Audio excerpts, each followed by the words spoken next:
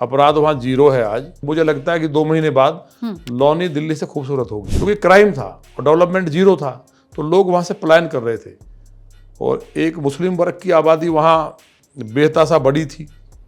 गाय कटती थी, हड्डी मिल चलती थी, अपराध इतना था, खुलेआम बकरे मुर्गे लटके हुए हैं, बेटियों से बदतमीजी दुराचार हो जाते थे।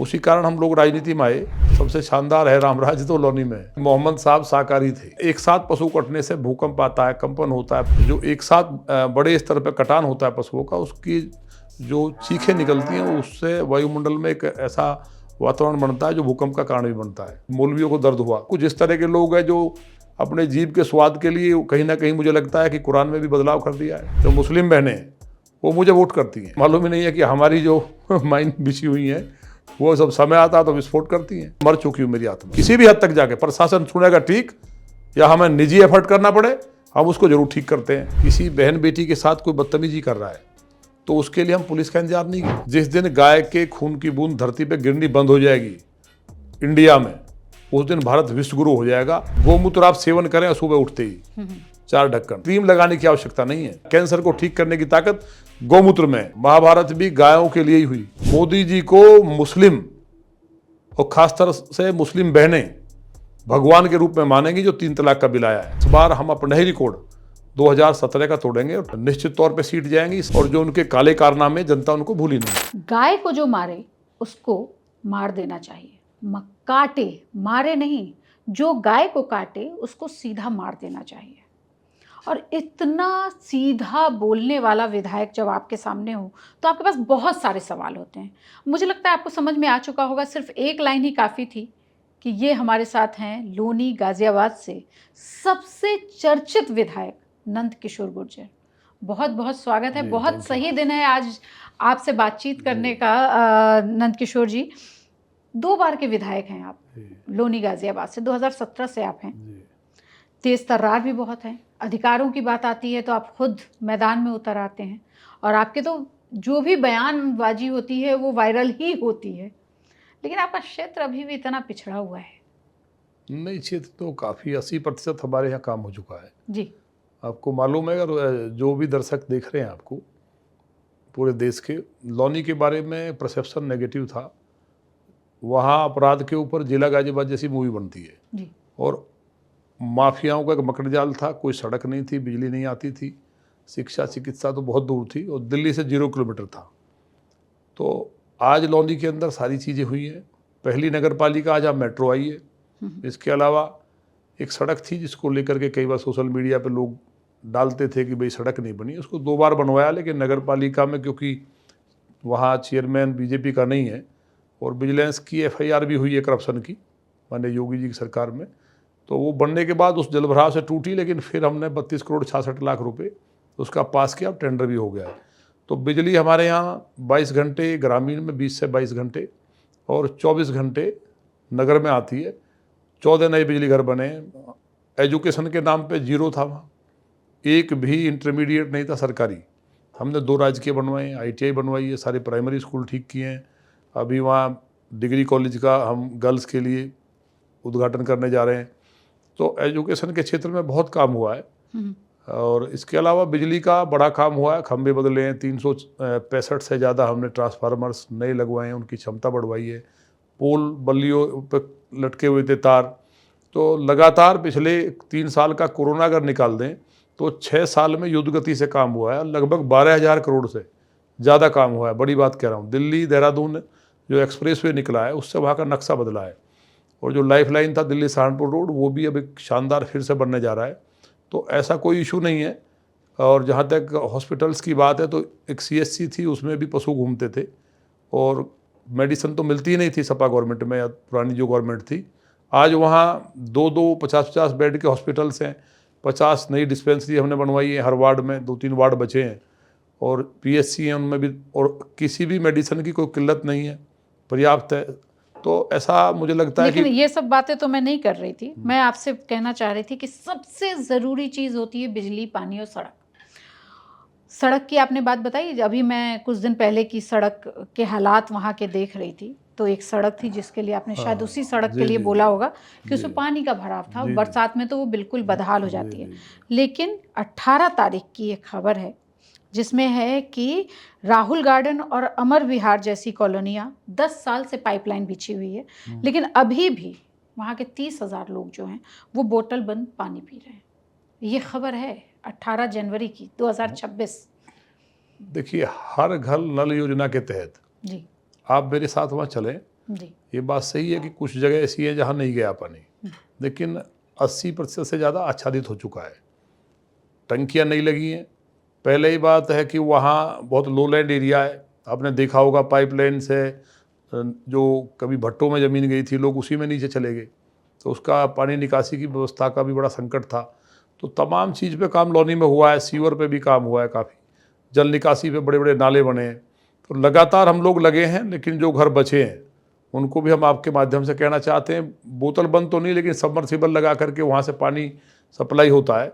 बोतल बंद का तो वहाँ, क्योंकि सब लोग ज़्यादातर नौकरी पेशा मजदूरी करने वाले लोग मैक्सिमम हैं राहुल गार्डन की तरफ, तो उनका इतनी इनकम नहीं है कि बोतल बंद पानी खरीदें, लेकिन एक एक व्यक्ति को सस्ता पानी मिले उसकी हमारी चिंता है। लेकिन बिजली, सड़क, पानी और शिक्षा, चिकित्सा, कानून व्यवस्था, इन सब पे बड़ा काम लौनी में हुआ है। अपराध वहाँ जीरो है आज।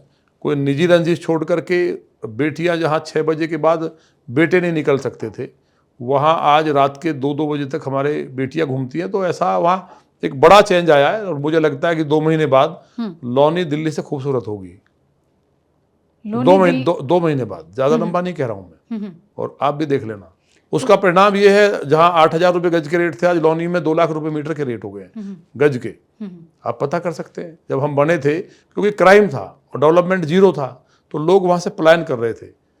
और एक मुस्लिम वर्ग की आबादी वहाँ बेहतासा बड़ी थी, गाय कटती थी, हड्डी मिल चलती थी, अपराध इतना था, खुलेआम बकरे मुर्गे लटके हुए हैं, बेटियों से बदतमीजी, दुराचार हो जाते थे। उसी कारण हम लोग राजनीति में आए। तो अब वहाँ लौनी, मुझे लगता है सबसे ज़्यादा अगर लॉ एंड ऑर्डर की बात सबसे शानदार है रामराज, तो लौनी में है। अच्छा, अच्छा, एक और बड़ी बड़ी खबर देखी हमने। एक खबर देखी कि आपने इको बकरीद की बात की और मुस्लिम इतना डर गए, एक समुदाय अगर मैं कहूँ इतना डर गया कि उसने बकरे की फ़ोटो रखी और केक काटा। नहीं, तो वो ये तो वो आपका ऐसा डर नहीं। है या ना ना, वो हमसे हाँ, प्यार, हम तो सब प्यार करते हैं। हाँ, देखिए, उनका मोहब्बत है कि हमने उन्हें बताया कि मोहम्मद साहब शाकाहारी थे, वो लौकी तोरी ज़्यादा सेवन करते थे, मांस नहीं खाते थे। ये आपको कैसे पता चला कहीं हाँ, कि मोहम्मद साहब हाँ, शाकाहारी थे? शाकाहारी थे। तो जब मोहम्मद साहब शाकाहारी थे, तो बकरा काटने की जो परंपरा है वो गलत लोगों ने शुरू की। जी, तो उन बात को हमारा जो एक बड़ा वर्ग है मुस्लिम, उन्होंने माना और इको फ्रेंडली ईद मनाते हुए, क्योंकि देखिए कोरोना का भी दौर था उस टाइम। उसके बाद भी स्थिति ऐसी थी जहाँ पशु एक साथ कटते हैं। कई ऐसे देश हैं जहाँ बैन किया गया पिछले दिनों। तो उसमें एक साथ पशु कटने से भूकंप आता है, कंपन होता है, पॉल्यूशन होता है, वाटर पॉल्यूशन अलग होता है, गंदगी कई दिन तक रहती है। तो उसको रोकने के लिए मुस्लिम भाइयों ने पहल की लौनी में। लौनी से एक मैसेज गया, तो उसमें डर का कोई मतलब नहीं है, डर से कोई नहीं मानता है, लोगों को कन्विंस करना पड़ता है, समझाना पड़ता है। एक बड़ी तो अजीब बात बोली आपने कि पशु कटने से भूकंप आता हाँ, है। बिल्कुल, ये तो साइंटिफिकली प्रूव्ड है। कैसे? मतलब मैंने नहीं, मैंने वो अभी तक उससे इस तरह की वेव्स निकलती हैं, तरंगे निकलती हैं, जो भूकंप का कारण बनती हैं। वायुमंडल में जो उनकी चीख है, एक साथ कहीं भी होता है। तो ये तो आप खुद जानकार होंगे, पता कर लें। मैंने तो आज तक सुना कि धरती के नीचे जो प्लेट्स हैं वो हिल के सकती हैं। नहीं नहीं, उसका भी कारण है। मैथोलॉजिकली कहते हैं कि सांप हिलता प्लेट्स है। का नहीं, सांप तो नहीं, सांप तो हम लोग मानते हैं कि भाई जी, शेषनाग के ऊपर टिकी हुई है जी, धरती। जी, जी। लेकिन ये बात सही है, कारण वो भी है प्लेट्स का भी, और कारण ये भी है कंपन का भी। जो एक साथ बड़े स्तर पर कटान होता है पशुओं का, उसकी जो चीखें निकलती हैं, उससे वायुमंडल में एक ऐसा वातावरण बनता है जो भूकंप का कारण भी बनता है। ये कोई बात ऐसी नहीं है, नई बात नहीं है। भूकंप इसलिए आ रहे हैं क्योंकि पशु कट रहे हैं। तो फिर मुझे लगता है पाकिस्तान में तो हर दिन ही भूकंप आना चाहिए। रोज आ रहा है, देख ही रहे हैं आप। भूकंप से मतलब आपका धरती हिलने से ही है ना? धरती हिलना भी है, और जो भूकंप पे, जहाँ देखिए, जहाँ पे पशु, हमको अधिकार नहीं है कायदे में, हम किसी मांसाहारी व्यक्ति का विरोध नहीं कर रहे हैं, लेकिन मनुष्य को किसी को मार के खाने का अधिकार ईश्वर ने नहीं दिया है। तो मानव के जो दांत है वो भी शाकाहार के लिए बने हैं। मोहम्मद साहब की बात आप कर रहे थे, जी, वो लौकी तोरी खाने की मैंने बात की, तो कुछ मौलवियों को दर्द हुआ कि नहीं ऐसा नहीं है, लेकिन हदीस में साफ लिखा है, मोहम्मद साहब ने अपनी बेगम आयशा को, जो छोटी बेगम थी, उनको गाय की तरफ इशारा करके कहा अंतिम समय में कि मेरे जाने के बाद गायों की रक्षा करना, इसका दूध शिफा है और मांस खाने से बीमारी फैलती है। तो अगर वो कह रहे हैं कि मांस खाने से बीमारी फैलती है, इसका मतलब वो मांस नहीं खाते थे। मुझे ये मालूम हो कि ऐसा करने से मुझे तकलीफ होगी या मुझे ये खाने से बीमार हो जाऊंगा, तो मैं क्या उसको खाऊंगा? इसका मतलब शाकाहारी थे। तो हम तो मोहम्मद साहब को भी यही मानते हैं कि जिस तरह से हमारे अवतार हुए हैं भगवान विष्णु जी के, भगवान भोलेनाथ के, उनका एक पार्ट है, तो सभी शाकाहारी थे, वो भी शाकाहारी हैं। अब लोगों ने मुस्लिमों में भी जो कुछ इस तरह के लोग हैं जो अपने जीभ के स्वाद के लिए कहीं ना कहीं मुझे लगता है कि कुरान में भी बदलाव कर दिया है। अच्छा, ये बताइए कि 2027 का अब चुनाव बस सिर पे है और आपने इतना एक मुझे जितना मैं देखती हूँ कि आपके हमेशा मुस्लिम विरोधी बयान आते रहते हैं और आपके क्षेत्र में मुस्लिमों की संख्या अच्छी खासी है। अगर 2011 का सर्वे देखें तो 36% मुस्लिम 2011 के सेंसेक्स के हिसाब से, अभी तो और बढ़ गए अब 42% 42% है। तो आपको लग रहा है कि उससे वोट पे फर्क पड़ेगा? नहीं, मुझे वोट देते नहीं है वो लोग। हाँ।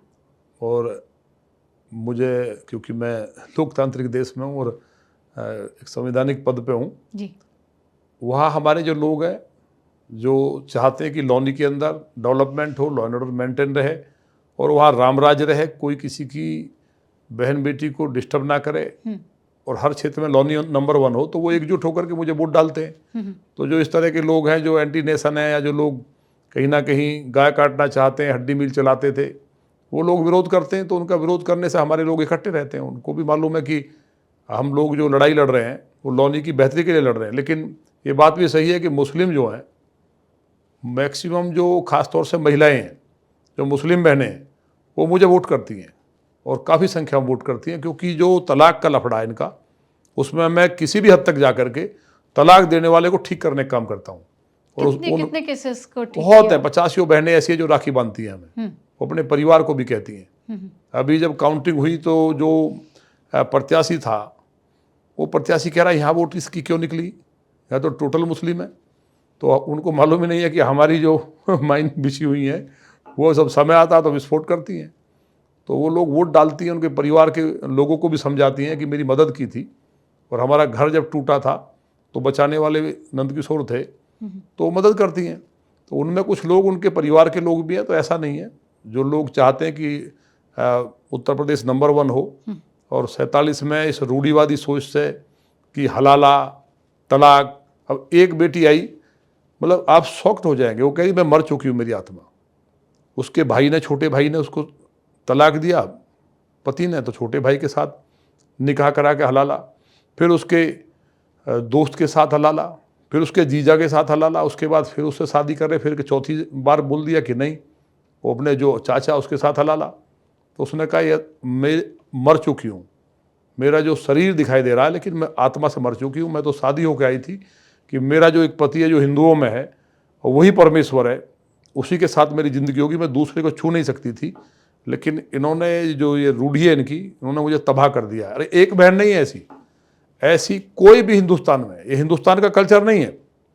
बहन वो किसी हिंदू की हो या मुस्लिम की हो, सिख की, ईसाई की हो, जो इंडियन कल्चर में भारत के लोग हैं, क्योंकि ये तो कुछ दिन पहले सब हिंदू ही थे। तो वही कल्चर है लाखों साल से कि अगर एक मुस्लिम अपनी बहन की शादी कर रहा है तो वो उतनी ही खुशी से करता है और उसको एक उसके माँ बाप को, उस भाई को, उनके रिश्तेदारों को रहता है कि मेरी जो बहन है उसको बहुत अच्छे से उसका जो पति है रखे और वो कभी तलाक की नौबत ना आए। हर व्यक्ति सोचता है। तो जब वो अपनी बहन के लिए सोचता है तो दूसरे की बहन के साथ करता है तो उसे सोचना चाहिए। तो वो हमने चीज़ नीचे तक डाली है लोगों के दिमाग में, उसका असर भी है। और जो आने वाले 10 साल हैं, आज हमारी बात याद रखना आप, मोदी जी को मुस्लिम और ख़ासतौर से मुस्लिम बहनें भगवान के रूप में मानेंगी जो 3 तलाक का बिल आया है, और वो कहेंगी और सख्ती के साथ लागू हो, क्योंकि इससे सामाजिक ताना बाना छिन्न भिन्न हुआ है। जो तलाक का लफड़ा है, हलाला, कोई बहन नहीं चाहती किसी दूसरे की तरफ देखना। जो उसका पति है वो, जैसे हिंदू बहनें अपने पति को परमेश्वर मानती है, वो भी परमेश्वर मानती है, वो भी खुदाई मानती है। लेकिन जो कुरीति के कारण कुछ दुष्ट लोग हैं, सभी नहीं, उन्होंने जो नरक किया यार मैक्सिमम हो रहा है। मेरे यहाँ तो गरीब मुसलमान बहुत है, वो डेली आप मेरे यहाँ सुबह के टाइम किसी दिन आएंगे तो रोती हुई आती हैं। लेकिन फिर हम किसी भी हद तक जाके प्रशासन सुनेगा ठीक, या हमें निजी एफर्ट करना पड़े, हम उसको जरूर ठीक करते हैं। जो इस तरह की मक्कारी या हलाला करता है ये लॉनी, किसी भी हद तक पे मैं जरा अटक गई हूँ, ये किसी भी हद तक नहीं वो है। अब किसी बहन के सम्मान के लिए अगर करना पड़ेगा तो करना चाहिए। मतलब वैसे लोग मान जाते हैं अब। हाँ, अब लोग अब मान जाते हैं। हैं। आपकी मुस्कान में जो है ना कुछ मुझे नजर आ रहा है। जी हाँ नहीं, ऐसा कुछ नहीं है। अच्छा मैंने कुछ नहीं कहा है, आप ही बोल रहे हैं ऐसा कुछ नहीं है। लेकिन इतना डर क्यों? मतलब देखिए, एक नेता हैं आप प्रतिनिधि हैं वहाँ के, वहाँ पे आपके पास लोग आते भी होंगे। आपने बोला कि 2 बजे तक आप जनता का वो अदालत जैसी लगा रखी थी आपने, लेकिन अचानक आप निकलते हैं, कहते हैं लाइसेंस दिखाओ, गोली मार दो, गाय जो काटे उसको मार दो। ये क्या बयान है? मतलब इससे थोड़ा डर आता है लोगों में। नहीं, डर नहीं आता। हाँ। इससे जो कानून पसंद लोग हैं, जो संविधान को मानते हैं, उनको और ज़्यादा भरोसा होता है कि जो सरकार है, जितनी जिम्मेवारी पुलिस प्रशासन की है, एक जिम्मेवार नागरिक होने के नाते भी हर व्यक्ति की है। किसी बहन बेटी के साथ कोई बदतमीजी कर रहा है तो उसके लिए हम पुलिस का इंतजार नहीं, उसके लिए हमको उस बहन की मदद करनी चाहिए। कोई गाय काटने जा रहा है, गाय वेद कहता है, सारा सनातनी मानते कि हमारी माँ है, हम तो मानते कि विश्व की माता है, और बिना गाय के इस ब्रह्मांड की कल्पना नहीं है। जिस दिन गाय के खून की बूंद धरती पे गिरनी बंद हो जाएगी इंडिया में, उस दिन भारत विश्वगुरु हो जाएगा। ये मैं नहीं कह रहा, ये वेद कह रहा है, ये आदि शंकराचार्य जी ने कहा। उसके लिए हमारा प्रयास है, गिलहरी वाला प्रयास है। मान लिया मेरी माँ को कोई मारने जा रहा है तो क्या करना चाहिए? ये तो संविधान ने अधिकार दिया है सेल्फ डिफेंस का। लेकिन अगर कोई गाय को एकदम कुल्हाड़ा चलाने जा रहा है, मारने जा रहा है उसके ऊपर, और मैं पुलिस को बुलाऊंगा कि भाई साहब आइए, तो उस टाइम मेरा फर्ज है कि मेरी माँ है, तो अगर मैं उसको उस टाइम अगर रुकता है तो ठीक है, नहीं रुकता है, मैं कंडीशनली बात कर रहा हूँ, तो मुझे लगता है उसको मारने में कोई बुराई नहीं है। बहुत संभल के बोल रहे हैं आप, मुझे लग रहा है। नहीं, मैं सही आपका वो तेवर मुझे नहीं दिख रहा जो मैं वायरल वीडियोस में देखती हूँ। ना ऐसा नहीं है। हाँ जो सही बात है, हाँ मतलब वो मारने जा रहा है तो पुलिस का वेट करेंगे, तो उसको तो मार देना चाहिए ना उस टाइम। भाई उस टाइम तो अपनी माँ की रक्षा के लिए कोई भी बेटा मेरी माँ को मारने जा रहा है तो मैं पुलिस का वेट करूंगा, उनका हत्या हो जाएगी, उसके बाद पुलिस कार्रवाई करे। तो उसको बचाने के लिए माँ को जब मैं मार सकता हूँ तो पूरे सनातन की माँ है, तो उसको मार देना चाहिए, इसमें कौन सी बात है?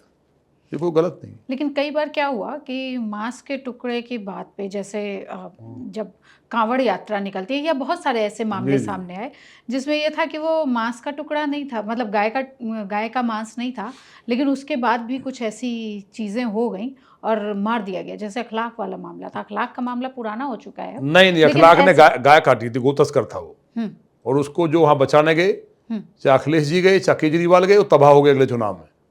गाय कोई साधारण प्राणी नहीं है, वो साक्षात ब्रह्मांड की जननी है, माँ भगवती दुर्गा है वो, उसके अंदर सारे देवता वास करते हैं। जिस गाय का मूत्र, मैं गारंटी दे रहा हूँ, गोमूत्र आप सेवन करें सुबह उठते ही 4 ढक्कन, और 4 ढक्कन गर्म पानी, जो दर्शक सुन रहे हैं बिल्कुल, तो आपको कोई क्रीम लगाने की आवश्यकता नहीं है।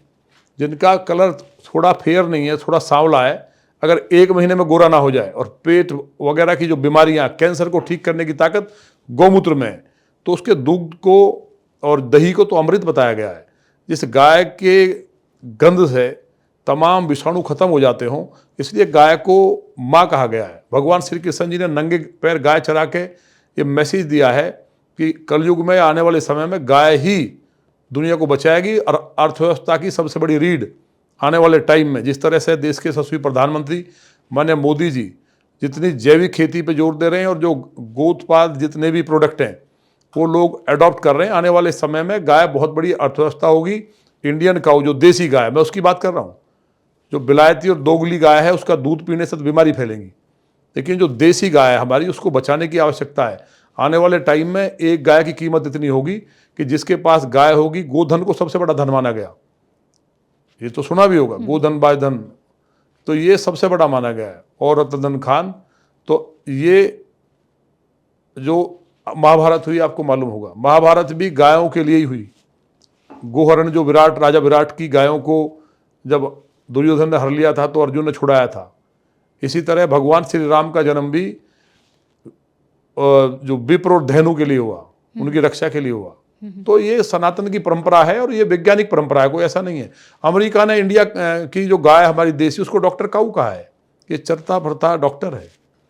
तो उसके लिए देखिए हमारी कोशिश है जितना हो सकता है। तो आपकी चमकदार त्वचा का राज वो गाय नहीं, हम कभी क्रीम प्रीम नहीं लगाते, सही बता रहे हैं जी। हाँ, ये सब हमने कभी नहीं। और बहुत से लोग ये सब जो लगे रहते हैं, हमने देखा है बहुत से हमारे भाई लोग भी, कोई डीओ लगा रहा है, कोई पूरा दिन उसमें दुनिया भर की साबुन इस्तेमाल कर रहा है जी। हम कभी नहीं। हमें स्नान करने में 3 से 4 मिनट लगते हैं केवल, क्योंकि इतना लोड होता है कार्यक्रमों का।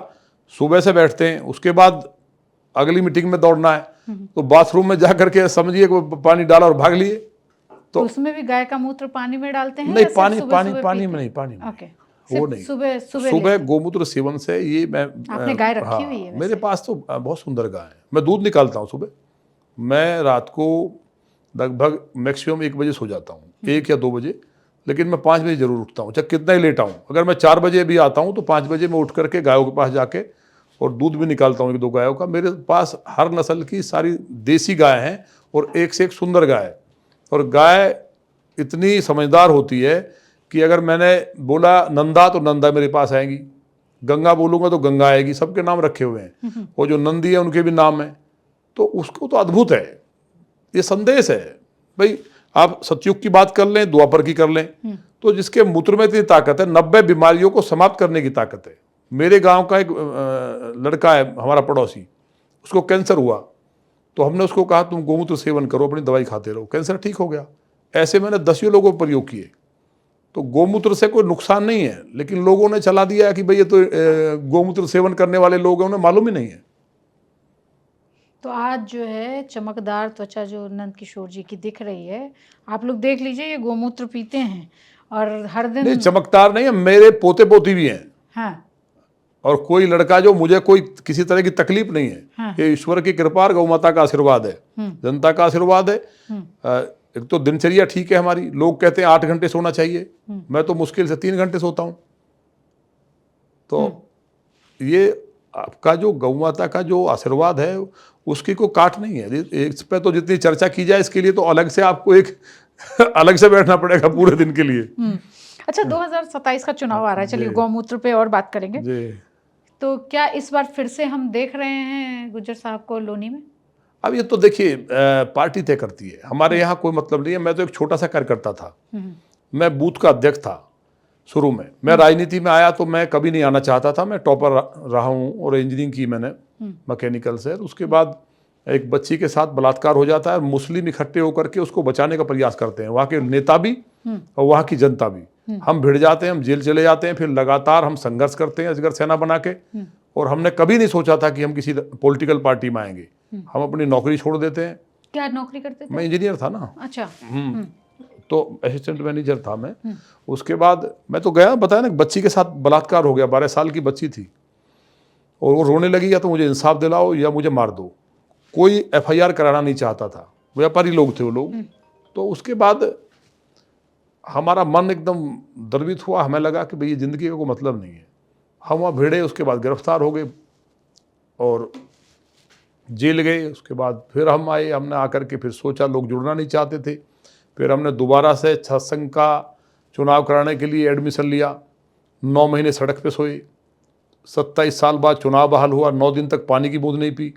उसी दौरान हमारे ऊपर आरोप लगा कि गर्ल्स के कपड़े पुलिस ने फाड़ दिए थे, जो आंदोलन कर रही थी हमारे फेवर में।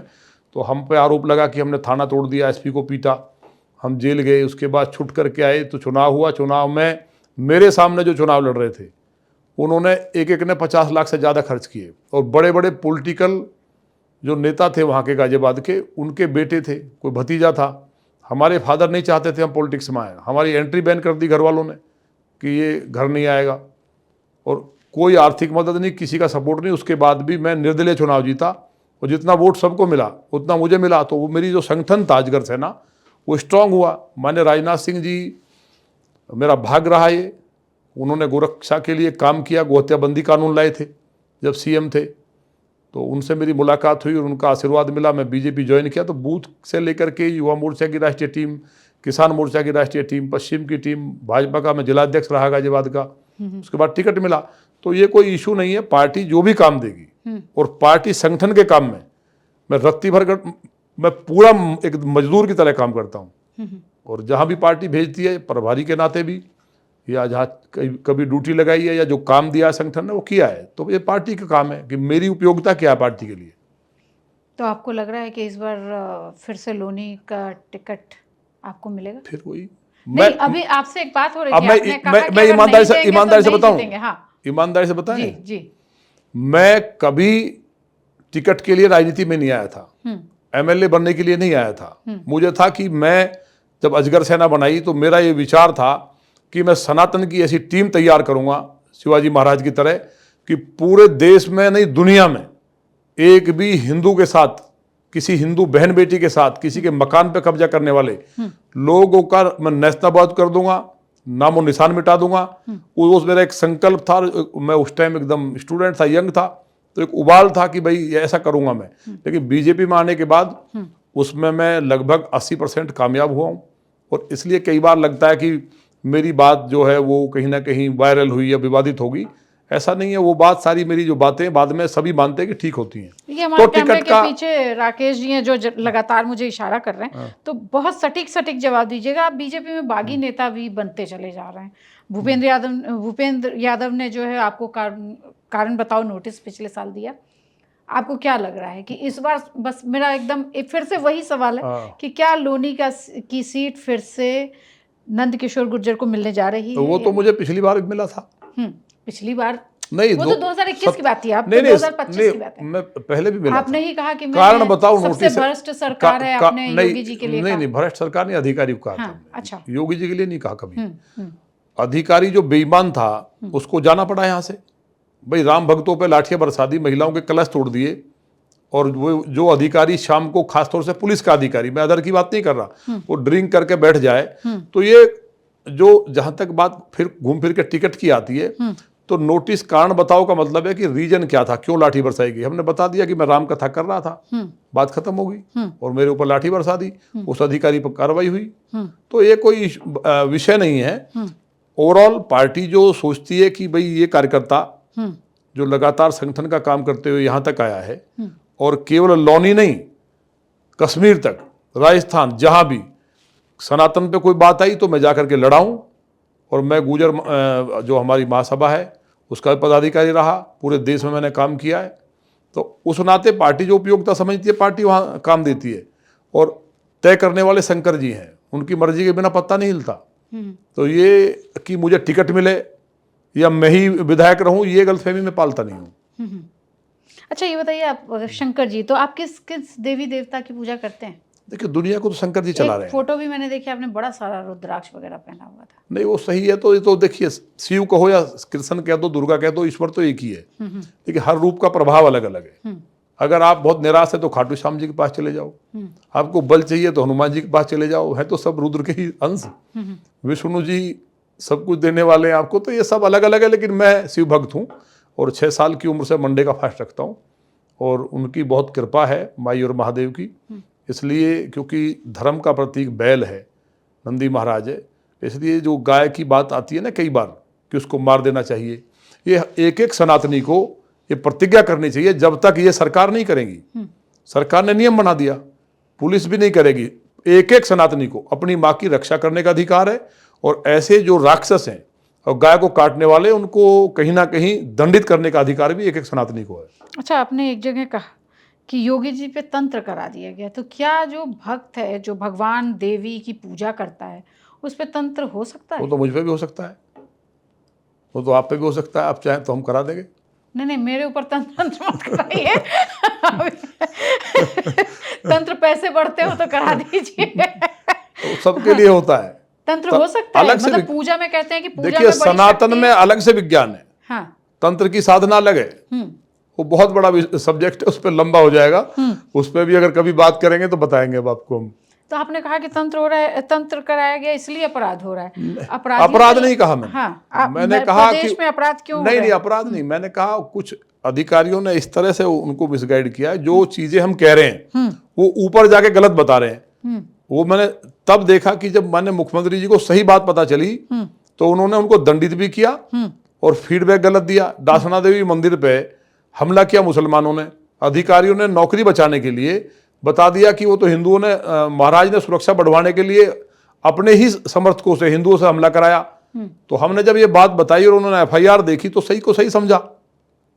तो तंत्र का मतलब ये था कि अधिकारी जो सपा के एजेंट के रूप में आज भी कहीं ना कहीं बड़ी जिम्मेवारियों पे हैं, और जो कार्यकर्ता पार्टी के लिए अच्छा काम कर रहे हैं या विधायक अच्छा काम कर रहे हैं, उनकी इमेज बिगाड़ने के लिए, क्योंकि वो सही बात ना बता दें, उनकी इमेज पहले ही खराब कर दो तो कर देते हैं। तो उसमें ये अधिकारी करते भी हैं गड़बड़। अच्छा, आप ये रिपरकशन इस बात का तो नहीं था कि आपने कहा कि 2.5 लाख रुपए में पुलिस चौकियां बिकी हुई हैं? नहीं, पुलिस चौकी जो बिकी उनका हमने प्रमाण दिया, उनको हटाया गया, फिर सस्पेंड भी किया गया। हम बिना वजह नहीं बोलते हैं। अच्छा, अभी जो SIR हो रहा है जी, तो उसमें कितने वोट कट गए आपके यहाँ के? हमारे यहाँ 1,39,000 वोट कटा है। तो उसका फर्क पड़ेगा 2027? देखिए, फर्क तो वो जो वोट, जो विरोधी पार्टियां थी, खासतौर से सपा ने एक पैटर्न शुरू किया था कि हर विधानसभा में 50,000 वोट फर्जी बनवाना है। हमारे यहाँ क्योंकि दिल्ली की मुस्लिम जो आबादी है उसका डबल वोट था, एक तो वो कटा है, जिनकी डेथ होगी वो कटे हैं, जो शिफ्ट हो गए, क्योंकि मेरे यहाँ लेबर क्लास काफ़ी थे, मजदूर थे, किराए पर रहते थे, तो वो कहीं और शिफ्ट हो गए। तो ऐसा मिला करके लगभग 1,39,000 वोट हमारे यहाँ कटा है। लेकिन हमने जो मैपिंग के द्वारा और तमाम प्रयास के द्वारा जो नया वोट है वो मुझे लगता है कि दोबारा हम उसको कवर करेंगे। अच्छा, और ये बताइए कि आप तो मतलब इतना सनातनी, इतनी पूजा पाठ की बात करते हैं आप, और इतनी जगह के नाम बदले जा रहे हैं। आपके यहाँ का 2 मोहल्ले का नाम बड़ा अजीब सा है, द डाबर तालाब और नसबंदी कॉलोनी। तो डाबर तालाब जो है, हाँ, डाबर तो मुस्लिम नाम नहीं है। नहीं मतलब मुझे लगता है कि नसबंदी नहीं, कॉलोनी। वो तालाब का नाम डाबर तालाब था कभी। अच्छा, तो उसमें क्या वहाँ होता लोग था? बस गए आके। हाँ। वहाँ बराबर में तालाब है। अच्छा। वहाँ भूमाफियाओं ने कुछ तालाब की जमीन भी कब्जा कर ली उसकी। और नसबंदी कॉलोनी, जिनकी नसबंदी हुई थी उनके लिए प्लॉटिंग की थी कांग्रेस गवर्नमेंट में। हाँ। तो जो नसबंदी जिनकी हुई थी, जिनको इनाम दिया था कि भाई आपको प्लॉट दिया जाता है, छूट दी जाती है प्रोत्साहन करने के लिए, अपनी स्कीम को लागू करने के लिए, तो उसका नाम नसबंदी कॉलोनी रख दिया था कि भाई ये जो जिनकी नसबंदी हुई थी ये उनके लिए है। अच्छा, लास्ट टाइम आपने कहा था लोनी में ना अली न बाहुबली, सिर्फ बजरंग बली। इस बार का क्या आपका नारा होगा? नहीं, नारा तो बजरंग बली रहेंगे वहाँ, यही रहेगा। बजरंग बली के रहने से ही तो सब कल्याण है। क्योंकि बजरंग बली तो चिरंजीवी है ना, तो वो रहेंगे तो असुर शक्तियाँ जो हैं, गाय काटने वाले, हड्डी मिल चलाने वाले, दुराचारी, भूमाफिया, आपको यकीन नहीं होगा 2,500 से ज़्यादा मकान जो गरीबों के, खासतौर से विशेष रूप से 95% मुस्लिमों ने, एक गांव है वो गैंग चलाता है पूरा, वहाँ उन्होंने कब्जा कर लिया था। मैं खुद फील्ड में गया हूँ, कई बार आपने देखा हो, उनको खाली कराया, कोई एक कप चाय के लिए नहीं कह सकता। उनको इंसाफ मिला, और वो केवल लौनी के नहीं थे, वो देश के कई हिस्सों के लोग थे। तो उसके लिए बजरंगबली तो ताकत देते हैं कि उन असुरों से लड़ा जाए। यानी तो लौनी में लगभग 100 से ज़्यादा मर्डर हुए आपस में गैंगवार में, और जिला गाजियाबाद जैसी मूवी बन गई, वो बदनामी की थी। अब गाजियाबाद 2 बनने जा रही है, वो बनेगी तो गाजियाबाद का जो लौनी है वो गाजियाबाद में सबसे अच्छा हिस्सा होगा। तो स्पॉन्सरशिप आप कर रहे हैं उसकी? करेंगे, कुछ ना कुछ तो करना ही है कि भाई हमारे लोनी को अच्छा बताओ। अच्छा, एक बात बताइए, आपने शाहरुख खान को राक्षस कह दिया। नहीं, जो हमारी बेटियों के साथ वहाँ नग्न करके परेड कराई जा रही है, वहाँ दुराचार किया जा रहा है उनके साथ। दलित भाई को पेड़ पर लटका के मार करके फिर जला दिया जा रहा है। कितने हिंदुओं के कत्ल किए गए, और मतलब एक तरह से वहाँ कानून व्यवस्था बची नहीं है। पूरा गजवाए इंद के नीचे लाने के लिए वहाँ सरकार काम कर रही है। वो वहाँ के खिलाड़ी को लेना जरूरी है। हमारे यहाँ भी मुस्लिम खिलाड़ी थे, हमने इतना ही कहा, और जब माफ़ी नहीं मांगी तो ये राक्षस ही कर सकता है। रावण यही तो करता था कि मैं ही ठीक हूँ, और भगवान से लड़ा। नहीं तो फिर तो हटा दिया केकेआर ने। नहीं, केकेआर ने हटाया ना, क्या शाहरुख खान ने माफ़ी मांगी? आप याद रखना, उसकी वो स्थिति होगी जो जीरो से उसको हीरो बनाने का काम इस देश की जनता ने किया है। आने वाले 1 साल के अंदर कोई फिल्म हिट नहीं होगी, और जो भी दर्शक देख रहे हैं, जो भी सच्चे सनातनी हैं या राष्ट्रवादी हैं, जो हिंदुस्तान को अपना देश मानते हैं, किसी धर्म जाति के लोग हैं, एक भी देखना पसंद नहीं करेगा जहां भी शाहरुख खान जाएंगे। अगर माफ़ी नहीं मांगते हैं तो उनको सनातन विरोधी के रूप में, देश विरोधी के रूप में लोग याद करेंगे। एक सवाल और था कि सम्राट मिहिर भोज को लेके बड़ा विवाद है। राजपूत कहते हैं हमारे हैं, गुज्जर समाज कहता है हमारे हैं। इस पे एक हमारी तरफ। देखिए, जी, गुर्जर और राजपूत दोनों एक ही जाति है। मैं पहले भी बोल चुका, हम्म। आपके यहाँ भी बोला मैंने, हम्म। गुर्जर और राजपूत को कोई दो जाति नहीं बता सकता। ये दोनों उपाधि हैं। जाति हमारी क्षत्रिय है, क्षत्रिय पिता की दो संतान है। राजाओं का जो संघ बना आक्रांताओं से लड़ने के लिए, तो उसका नाम राजपूत संघ हुआ, फिर राजपूत बन गया। जो हरावल दस्ते में लड़ते थे क्षत्रिय और दुश्मनों को मारते थे। गुर्जर का मतलब है शत्रु विनाशक, गुरु माने शत्रु और जर माने नाश करने वाला। जो दुश्मनों को मारता था, और सम्राट मीर भोज जी ने इराक तक, रसिया के कई हिस्सों पर कब्जा कर लिया और वहां तक जो इस्लाम था उसके प्रचार को रोका। मैं नहीं कह रहा, ये अलबरूनी और सुलेमान जैसे इतिहासकारों ने कहा है कि वो इस्लाम के सबसे बड़े शत्रु हैं। तो केवल जो जातिवादी लोग हैं वो उनके कद को छोटा करना चाहते हैं। तो दोनों एक ही जाति हैं। गुर्जर सम्राट मीर भोज इसलिए कहा गया है क्योंकि गुर्जर 835 ईस्वी में आ गया था नाम, राजपूत बाद में आया, लेकिन गुर्जर क्षत्रिय लिखा उसमें। तो इसलिए राजपूत और गुर्जर दोनों ही और विशेष रूप से जो क्षत्रिय जातियां हैं वो सभी के हैं, वो किसी एक के नहीं हैं। उन्होंने दलित को बचाया और व्यापारी को भी बचाया, देश को अखंड किया। तो पूरे देश के लोगों को उन्हें मानना चाहिए। और मुझे तो आपके माध्यम से ये भी कहना, उनके ऊपर भी एक बड़ी मूवी बननी चाहिए। उनसे बड़ा करैक्टर देश को अखंड करने वाला दूसरा हुआ नहीं है, अगर उनको हिस्ट्री में आप पढ़ेंगे तो। और एक चलते चलते एक सवाल उधर से राकेश मुझे लगातार इशारा कर रहे हैं। बीजेपी इस जो 2027 का चुनाव आने जा रहा है, उसमें आपको क्या लगता है कि कितनी सीटें आ जाएंगी? क्योंकि लोकसभा चुनाव में जिस तरह से थोड़े डगमगाए थे, जितनी उम्मीद थी उतनी सीटें नहीं आई। नहीं, उसमें भी खैर कई चीज़ें ऐसी हुई कि जो विरोधी थे वो कहीं ना कहीं कामयाब हुए। उन्होंने एक तो संविधान का बहुत बड़ा नाटक मतलब किया। अयोध्या जैसी सीट हाँ, कल ही हम लोगों ने दूसरा साल अयोध्या का मनाया, राम मंदिर का। नहीं, वो बड़ा सारे सनातनियों को उस बात की तकलीफ भी है कि अयोध्या तो नहीं हारे हम, फैजाबाद के हिस्से में हारे हैं। जो अयोध्या जी है वहाँ तो हम जीते हैं नगर में। लेकिन वो एक तो संविधान का, दूसरा जातिवाद का ऐसा तांडव खड़ा कर दिया गया और जिसको लोग समझ नहीं पाए। लेकिन अब लोगों की समझ में आ चुका है कि ये केवल सनातन को बांटने के लिए, और जो काम माननीय प्रधानमंत्री और माननीय मुख्यमंत्री जी ने उत्तर प्रदेश को कई मायने में आगे नंबर 1 ले जाने का काम किया है। और हम दूसरी अर्थव्यवस्था है देश की, नंबर 1 बनने जा रहे हैं, 1 ट्रिलियन की इकोनॉमी बनने जा रहे हैं। उसको रोकने के लिए इस तरह का एक प्रपंच था जिसमें कहीं ना कहीं विरोधी कामयाब हुए। लेकिन इस बार हम अपना ही रिकॉर्ड 2017 का तोड़ेंगे और 325 के पार निश्चित तौर पे सीट जाएंगी। समाजवादी पार्टी के पास कोई मुद्दा नहीं है और जो उनके काले कारनामे जनता उनको भूली नहीं है। 2027 में बड़ा बयान दे के जा रहे हैं नंदकिशोर गुर्जर जी कि 300 से ज़्यादा सीटों पे 325 के पार जाएंगी भाजपा की सीटें और सपा के पास कोई मुद्दा नहीं है। सपा साफ हो जाएगी, अब देख लेना, सपा साफ हो जाएगी। ये थे हमारे साथ लोनी के गाजियाबाद से नंदकिशोर गुर्जर जी। और अगले चुनाव तक 2027 तक 1-2 बार और बुलाएंगे और मुझे लगता है तब तक इनका कुछ बयान और वायरल होगा और राकेश जी मुझे ऐसे करना थोड़ा बंद कर देंगे। बहुत धन्यवाद आपका और आगामी चुनाव के लिए आपको बहुत सारी शुभकामनाएं। Thank you.